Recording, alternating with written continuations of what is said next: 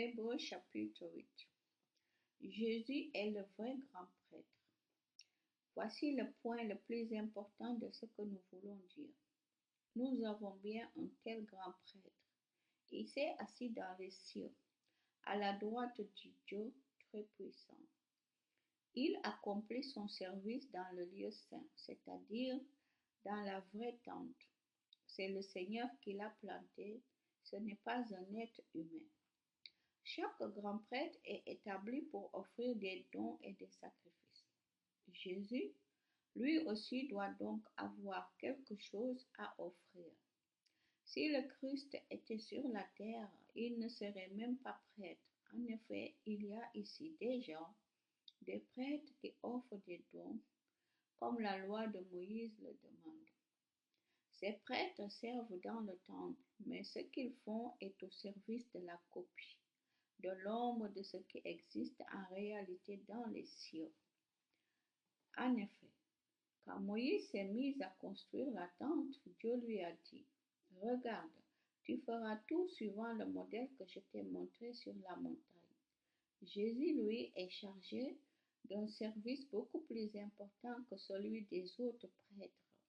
En effet, il sert d'intermédiaire pour une alliance meilleure, établie sur des promesses meilleures. Dieu a promis une alliance nouvelle. La première alliance n'était pas sans défaut.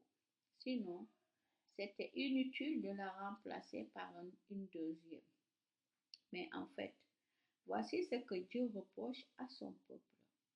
Le Seigneur dit, « Les jours viennent où je vais établir une alliance nouvelle avec le peuple d'Israël et avec le peuple de Juda. Elle ne sera pas comme l'alliance que j'ai établie avec leurs ancêtres le jour où je les ai pris par la main pour les faire sortir d'Égypte. » Le Seigneur dit encore, « Ils n'ont pas été fidèles à mon alliance. Alors moi aussi, je les ai abandonnés. » Le Seigneur ajoute, « Voici l'alliance que je vais établir avec le peuple d'Israël après ces jours-là. Je leur donnerai de l'intelligence pour connaître mes lois. J'écrirai celles-ci dans leur cœur. Je serai leur Dieu et ils seront mon peuple. Personne n'aura plus à enseigner quelqu'un de son pays ou son frère. En effet, on n'aura plus besoin de lui dire, connais le Seigneur. Tous me connaîtront, tous, du plus petit jusqu'au plus grand. Je pardonnerai leurs fautes et je ne me souviendrai plus de leurs péchés. » Quand Dieu parle d'une alliance nouvelle, il rend ancienne la première alliance.